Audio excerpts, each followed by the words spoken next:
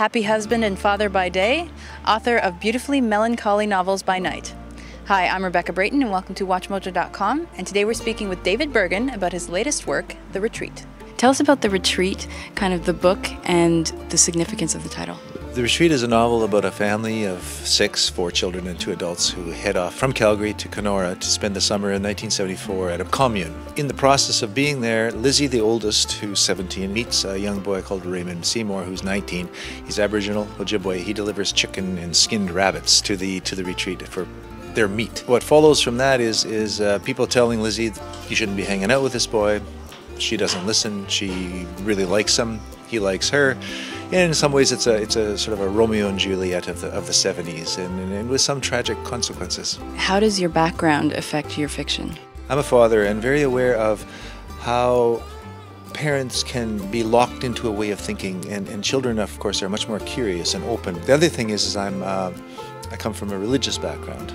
And one of the characters in this novel, Nelson, is 19 when he's taken away from his Aboriginal family. He's placed with a Mennonite family. And Mennonite families were prone at that time to wanting to sort of take kids in and foster and adopt them, to save them, to change them, or to proselytize. And those are all dangerous things. I read that you and your parents kind of agree to disagree about what you write. It's mostly my father, who was a Mennonite pastor. I can't have him looking over my shoulder while I'm writing. In some ways, that leads to tremendous friction. I think I've broken away from what my background is. I am no longer a practicing Mennonite, religious person, but I think it's certainly shaped who I was. It made me observe the world in a certain way. The Retreat uses, a true historical story as its kind of backdrop.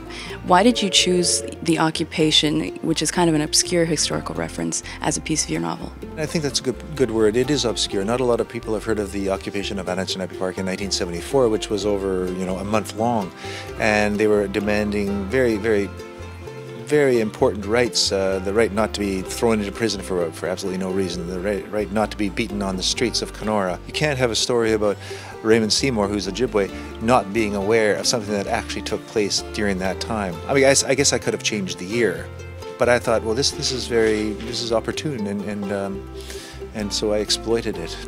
Why don't you tell us a bit about the virtues of fiction versus nonfiction? I wrote 300 pages of nonfiction based on my experience in Vietnam. I showed it to an editor who said, go write a novel. I also don't find the same gargantuan truth in nonfiction that I will find in fiction, which is a contradiction, I know, but I think it's true that fiction peels back layers in the scabs of life in a much greater way than nonfiction does. And so I'm probably doing what I want to do. That's probably why I stick to fiction, probably why I should. Thank you very much. Thank you very much.